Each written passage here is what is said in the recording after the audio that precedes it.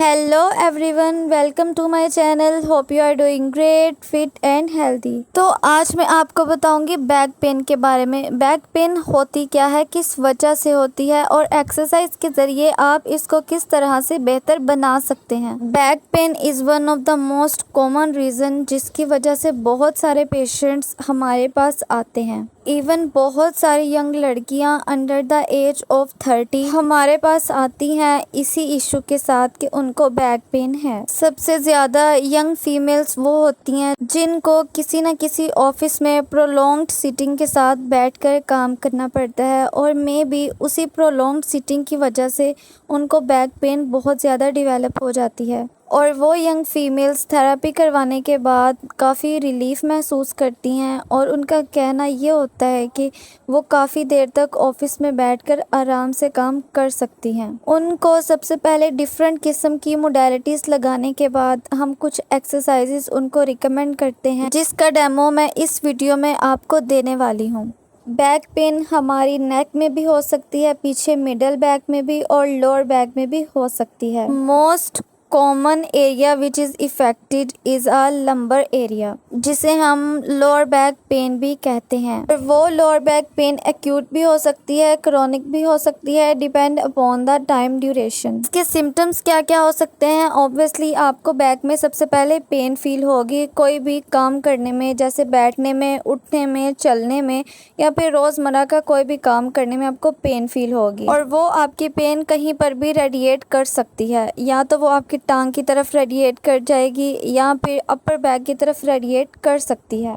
इसके कॉजेज़ क्या क्या हो सकते हैं। इसका सबसे पहला कॉजेज़ हो सकता है ऑस्टियोपोरोसिस। इसमें हमारी बोन बहुत ज़्यादा सॉफ्ट और ब्रिटल और पोरस बन जाती है कि अगर उसको थोड़ा सा भी बेंड किया जाए या उस पर वेट बेयर किया जाए तो वो टूट भी सकता है। Number 2 is arthritis. आर्थराइटिस में आ सकता है ऑस्टियो आर्थराइटिस। हमारे लोअर बैक में कहीं ना कहीं पे जाके इन्फेक्शन हो सकता है, या डिस्क बल्ज हो सकता है, या फिर मसल या लिगामेंट स्ट्रेन भी हो सकता है। और सबसे बड़ा कॉज आ सकता है एज की वजह से भी लो बैक पेन हमें स्टार्ट हो सकती है। ये एक्सरसाइजेज जो मैं आपको फर्दर आगे बताने जा रही हूँ वो एक्सरसाइजेज एक नॉर्मल पर्सन भी कर सकता है। ये एक्सरसाइजेज हमारे मसल्स को स्ट्रेंथन करेंगी, जिससे एज की वजह से भी लो बैक पेन डेवलप होने के चांसेस बहुत ही ज़्यादा कम हो जाते हैं। You have to consult your doctor first and then you can start these kind of exercises at home too. तो ये है हमारे मॉडल जिन पे मैं एक्सरसाइज आपको परफॉर्म करके दिखाऊंगी। सबसे पहले आपको इस लाइंग पोजिशन में लेटना है। Arms are straight by side और सर के नीचे आपको किसी भी किस्म का पिलो प्लेस नहीं करना है। उसके बाद आपने अपनी टांगों को इस तरह से बेंड कर देना है। बेंड करने के बाद आपने अपनी टांग को नी से पकड़कर चेस्ट की तरफ मूव करना है और 5 सेकंड होल्ड के बाद आपने दूसरी टांग को भी इसी तरह से अपनी चेस्ट की तरफ मूव करना है। इसी तरह आप ये कर सकते हैं 10 to 15 टाइम रेपिटेशंस के साथ। इस तरह से बारी बारी दोनों टांगों को आपने अपनी चेस्ट की तरफ मूव करना है and then you have to move your both legs towards the chest. इस तरह से आपके बैक मसल्स की स्ट्रेचिंग भी होगी और स्ट्रेंथनिंग भी होगी। Now the second exercise is lower back rotational stretch. First you have to bend your knees like this. उसके बाद स्लोली आपने अपनी टांगों को एक तरफ मूव करना है 45 डिग्री के एंगल पर। वहाँ पर 5 सेकंड होल्ड के बाद आपने उसको दूसरी तरफ मूव करना है। उसके बाद आप ये रिपीट कर सकते हैं 10 to 15 टाइम्स पर सेशन। आपकी ये मूवमेंट पॉसिबली 45 डिग्री एंगल तक होनी चाहिए। This can help to stretch our leg and the lower back muscle as well. And then move your legs towards the starting position. The next exercise is a bridging exercise. सबसे पहले आपको अपनी नीज को इस तरीके से बेंड कर लेना है। Your feet should be flat on the floor.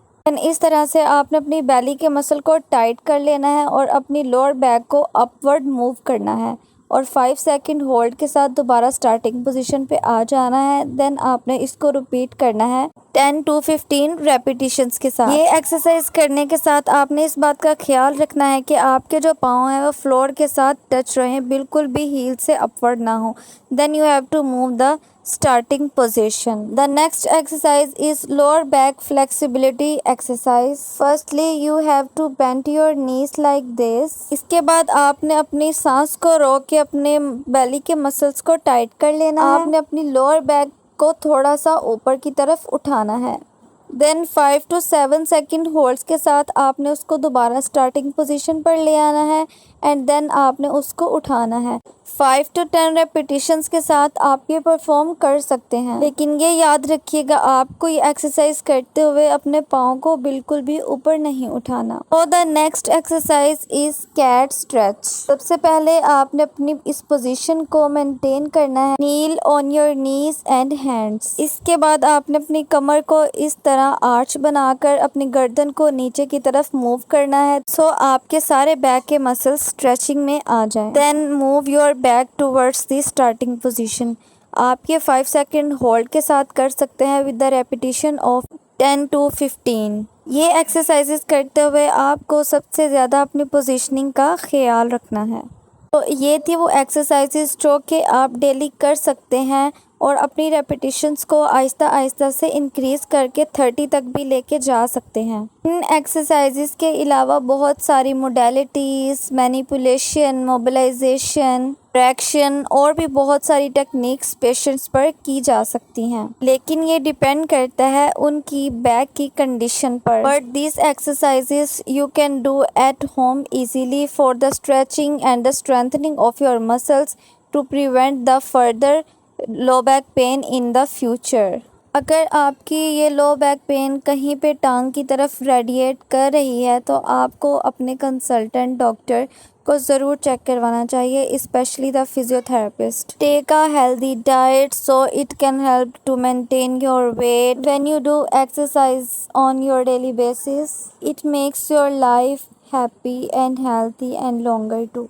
Inshallah. So this is the video. Hope it will be informative for you. Thanks for watching. Allah Hafiz.